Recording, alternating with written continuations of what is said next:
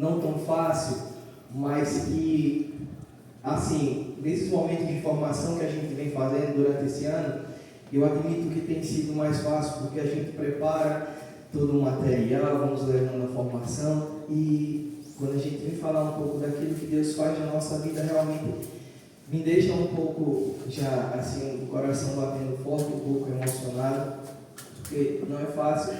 Quando eu digo, a gente não fala de si, mas fala daquilo que Deus vem fazendo na minha vida, na vida da minha família, recuperando realmente tudo aquilo que o Papai do Céu, acho que Ele que sonhou, né? Que se fosse depender dos meus sonhos, eu não saberia nem que estaria aqui hoje.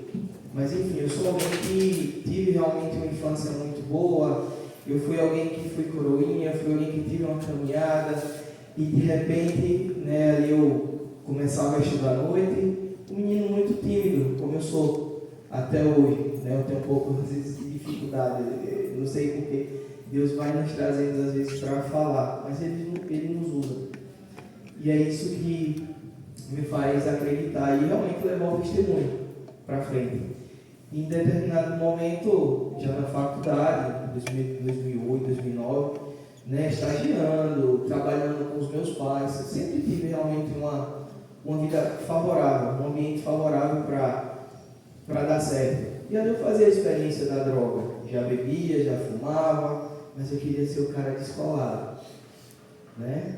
E até 2011, quando já estava no último ano da faculdade, quando eu conheci a Camila também, Camila que nesse período não sabia que eu fazia uso de drogas, mas ela entrava na minha vida, então ela foi determinante também naquele momento, naquela primeira vez quando eu cheguei para os meus pais e disse, olha, eu não quero mais usar droga, eu estou num momento aqui muito complicado. E ela não sabia, ela pensava que era só álcool. Então ali eu parei pela primeira vez, e eu estudei, eu construí bastante, mas eu, na minha cabeça, sozinho, né? Então o egoísmo, aquela coisa, né? Aquela vaidade, eu sempre entendo com todo mundo, eu me sentava, mas dentro de mim, eu acreditava muito naquilo, que eu pude sozinho, que eu fui aquele menino que eu saí do nada, que eu construí, que eu podia. Até que nessa construção eu não tinha estrutura realmente para tudo aquilo que estava acontecendo na minha vida.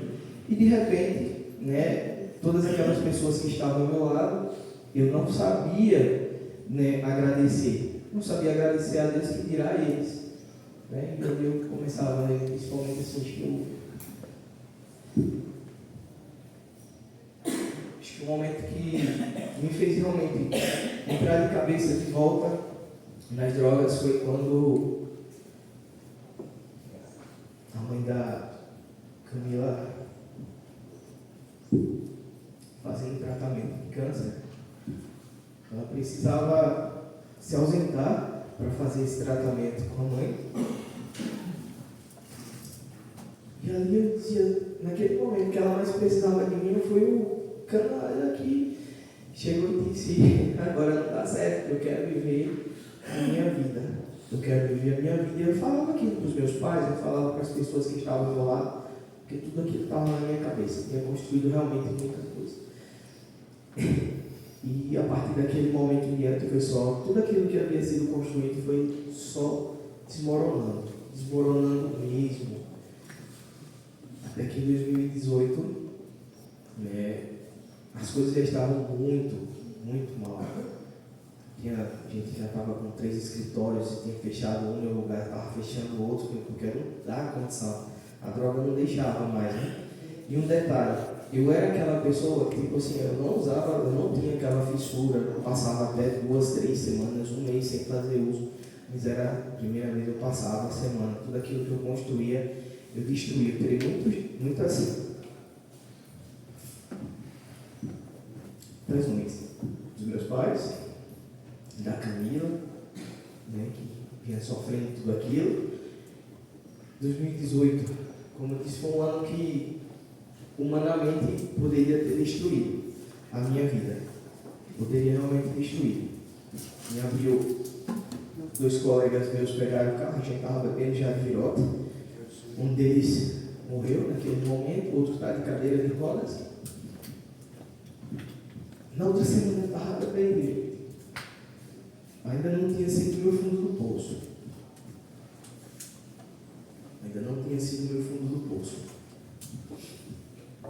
Em junho, no início de junho, eu chegava na casa dos pais da Camila, a gente fazendo um recomeço.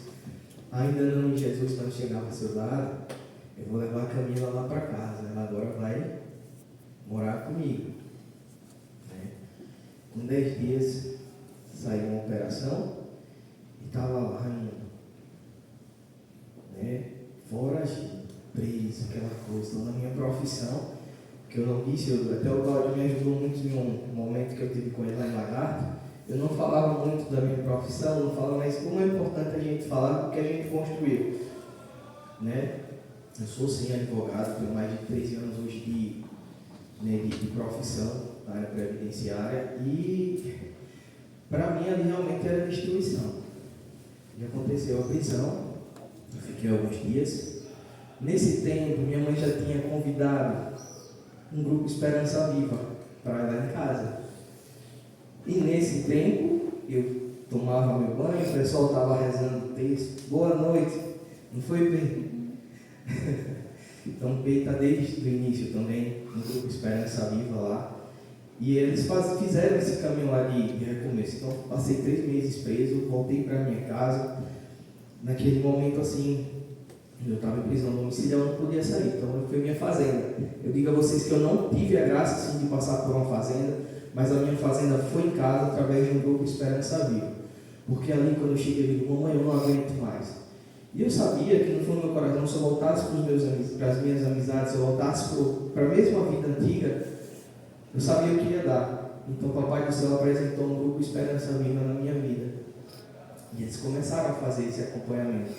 Gente, através do mesmo texto que eu me levantava e saía, foi esse mesmo texto que me fez estar de pé. Esse texto que eu aprendia. Né? Esse texto que eu faço questão assim, de estar sendo fiel até hoje. No dia a gente só reza o texto, não. Mas através do texto a gente realmente levanta a nossa alma, a gente levanta aquilo que precisa ser recuperado. E a partir disso, o grupo Esperança Viva se reunia nos finais de semana, né, no sábado, e durante a semana eles iam também lá para casa.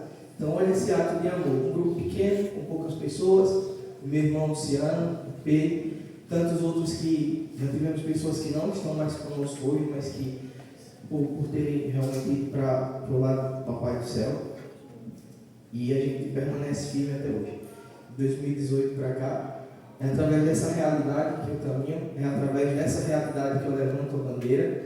Aconteceu, se espalhou, continua se espalhando, e eis-me aqui para poder realmente levar. Eu digo assim, eu falo como Jesus, eu levanto mesmo essa bandeira.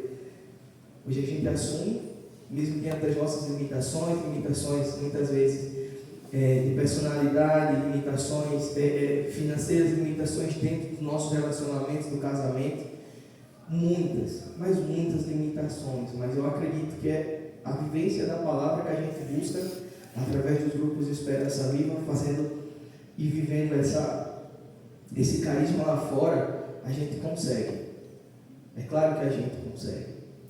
Eu escuto muitos maninhos que digam para mim, hoje a gente faz esse acompanhamento lá fora. Lá atrás, quando eu comecei a ministrar, quem é esse daí? Esse daí nunca passou pela fazenda. Ele não fez nada. Então a gente enfrenta tudo isso. Mas de fazer esse esforço, muitas vezes, né? De ouvir aquele que está com o copo cheio. E a gente vai fazendo esse caminho. Um grande presente. E talvez o maior presente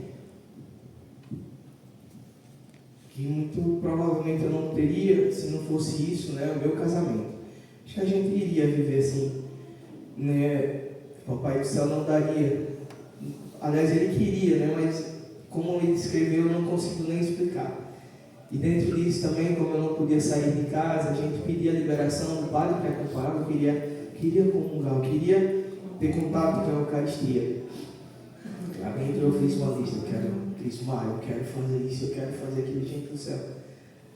Em tão pouco tempo eu já consegui tudo isso. E agora a gente vive realmente esse sonho que é uma realidade, que é essa experiência. E ali o padre ia e dava a liberação, o bispo dava a liberação para a gente poder casar dentro de casa. Então não tive realmente, não foi dentro de uma igreja, a igreja ali foi na minha casa, de fazer essa experiência aos ministros de Eucaristia, iam semanalmente lá em casa, né? A gente assistia as missas pela televisão e hoje também, né? Outra coisa, os ministros que iam lá em casa, hoje a gente também tem a graça de ser ministro de Eucaristia. A gente pôde passar 2 anos para poder crismar, depois a gente passou pela formação e hoje a gente consegue, né, levar de volta para a sociedade tudo isso. E eu garanto a vocês, lá fora ainda não é fácil, uma cidade pequena, onde as pessoas ainda olham com um certo, será que esse daí está bom mesmo? Será que esse daí não quer? Mas a gente vai fazendo esse caminho, né? E muito grato a Deus por ter conhecido. Tenho vocação muito clara, que é o meu casamento. Tenho uma família muito linda, que é a família da esperança, que é essa forma que me ensina realmente a caminhar dentro, como eu disse, das minhas limitações. Eu não tenho como agradecer a Deus pela vida de cada um de vocês, né? Eu digo que na minha esquina não foi o Nelson nem o Frei. Foi o Luciano, foi a P, foi o meu grupo Esperança Viva. Foi o meu grupo Esperança Viva. Talvez não foi um ex. Tinha um ex que foi o Luiz, né? Passou sim, mas basta quando a gente quer ver realmente a palavra. Eu não gosto de fazer essa diferenciação, porque quando a gente quer amar, a gente consegue. E estar aqui hoje é porque muitas vezes eu tenho preguiça. Eu tenho preguiça, às vezes, de levantar do sofá, eu tenho preguiça de fazer tanta coisa, eu tenho preguiça, eu me canso. Eu me canso. Só que a gratidão a Deus é tão grande, eu fico com vergonha de dizer não a Ele. Eu tenho vergonha de dizer não a Deus, depois de tanta graça alcançada.